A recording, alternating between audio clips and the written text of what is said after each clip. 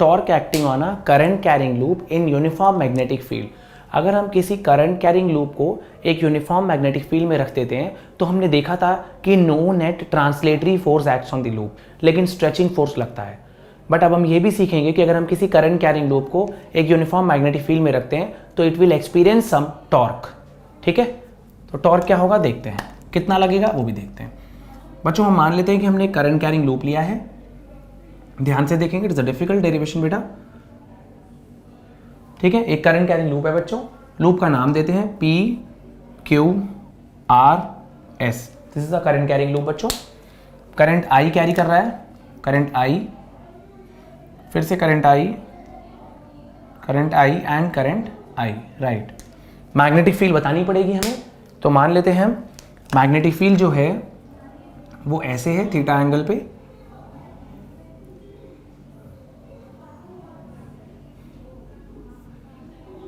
ठीक है बच्चों, राइट। तो हम क्या करेंगे, सबसे पहले देखेंगे कि ये जो चार वायर के टुकड़े हैं P Q Q R R S और S P, इन पे क्या क्या फोर्सेस एक्ट कर रहे हैं इस मैग्नेटिक फील्ड में रखे रहने की वजह से। यूनिफॉर्म मैग्नेटिक फील्ड है और B वेक्टर से डिनोट किया मैंने। ओके, सबसे पहले फोर्स ऑन क्यू आर देखते हैं, force on wire Q R wire पे फोर्स देखते हैं बच्चों। ठीक है, और इस क्यू आर वायर का जो फोर्स है हम उसे लिख देते हैं F1, मैंने इसे F1 मान लिया, राइट। तो क्यू आर वायर पे फोर्स देखो बच्चों, सबसे पहले तो मैग्नेटिक फील्ड ऐसे है तो एंगल हो गया 90 डिग्री। फोर्स की वैल्यू कितनी आएगी, हम ऐसा करते हैं कि L और B ले लेते हैं, यहाँ पर रेक्टेंगुलर लूप मान लेते हैं, P Q is equal to R S is equal to B, okay, Q R is equal to S P is equal to L. तो वायर की लेंथ L आ गई हमारे पास। ठीक है, तो फोर्स क्या आएगा, फोर्स का फॉर्मूला बच्चों B, magnetic field B, current I है इसमें, करंट I इंटू वायर की length L। Okay, direction by Fleming's left hand rule.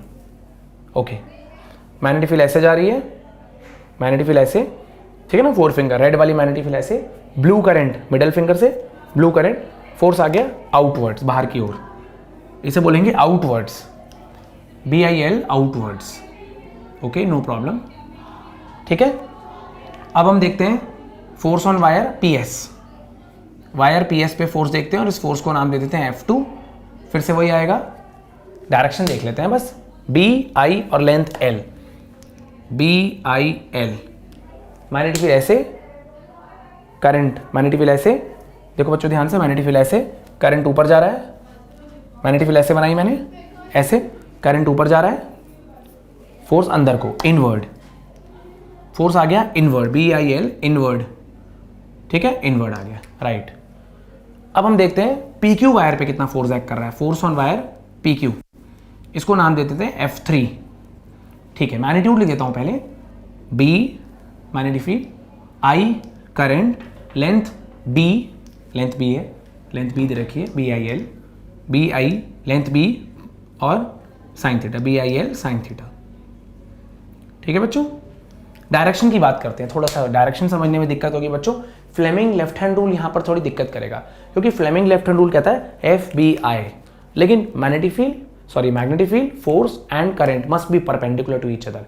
I mean to say that magnetic field and current must be perpendicular to each other, length must be perpendicular, but यहाँ perpendicular नहीं है, किसी angle पे है, तो कोई बात नहीं। अभी मैक्सवेल स्क्रू रूल तो काम करेगा ना, कि फोर्स का फॉर्मूला होता है IL क्रॉस B, राइट।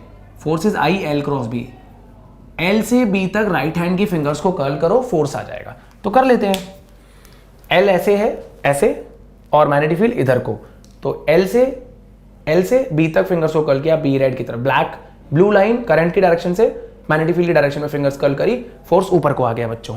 ठीक है, ये ऐसे आ गया फोर्स, तो इसे बोलेंगे अपवर्ड्स। आउटवर्ड मतलब बाहर, इनवर्ड मतलब अंदर, अपवर्ड मतलब ऊपर, डाउनवर्ड मतलब नीचे, अपवर्ड्स।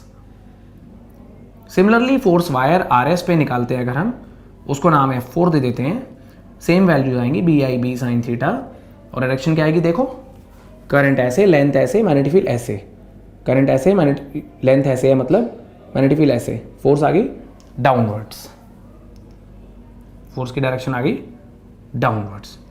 तो मैं बोलूंगा अब आपसे कि F3 और F4 की लाइन ऑफ एक्शन भी सेम है, और इक्वल फोर्सेज हैं, they will cancel each other. ठीक है, F3 and F4 being equal in magnitude and opposite in direction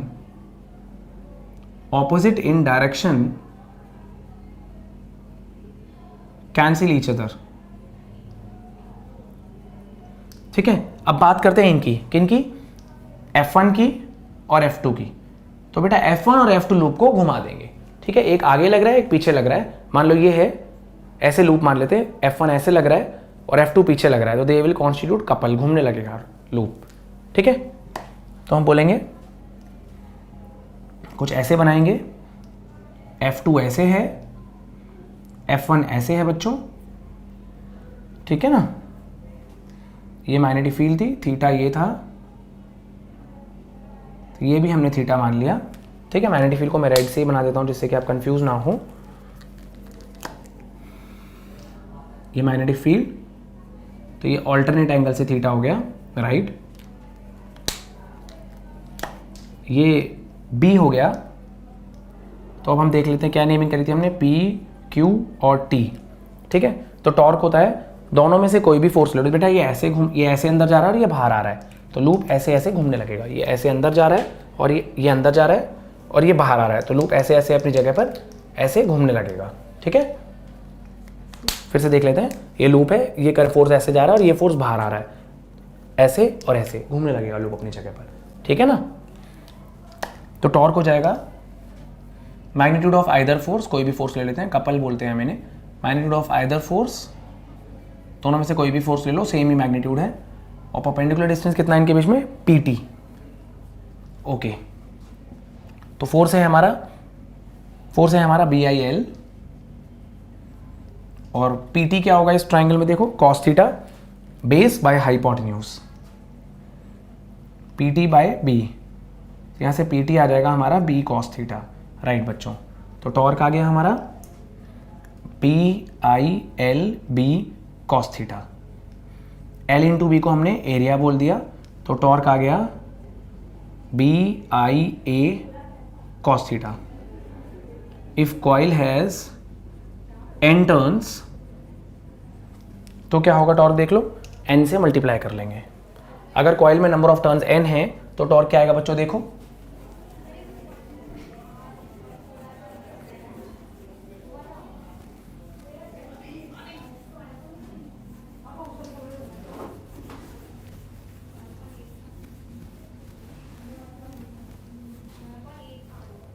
torque आ गया बच्चों हमारा, नंबर ऑफ टर्न्स अगर n है तो NBIA cos थीटा। लेकिन हमें पता है कि NIA तो कुछ होता है, NIA होता है मैग्नेटिक मोमेंट, तो टॉर्क आ गया बच्चों यहाँ से MB cos थीटा।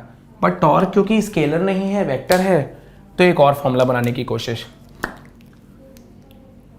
हमने मान लिया कि n कैप एक यूनिट वेक्टर है प्लेन के परपेंडिकुलर। ठीक है, let n cap be a unit vector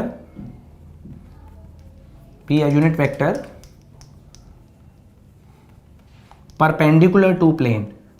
n cap एक यूनिट वेक्टर है बच्चों प्लेन के परपेंडिकुलर, तो ऐसे केस में थीटा और अल्फा दोनों मिलके 90 डिग्री हो जाएंगे, तो theta plus alpha becomes equal to 90 degrees, theta equals to 90 minus alpha, तो टॉर्क आ जाएगा यहाँ से हमारा MB cos 90 माइनस अल्फा, तो टॉर्क आ जाएगा यहाँ से हमारा MB sin अल्फा, यानी टॉर्क आ जाएगा हमारा vector M cross vector B। यहाँ से टॉर्क आ जाएगा vector M cross vector B। ठीक है बच्चों, राइट, क्योंकि टॉर्क क्या है अपने आप में एक वेक्टर क्वांटिटी है।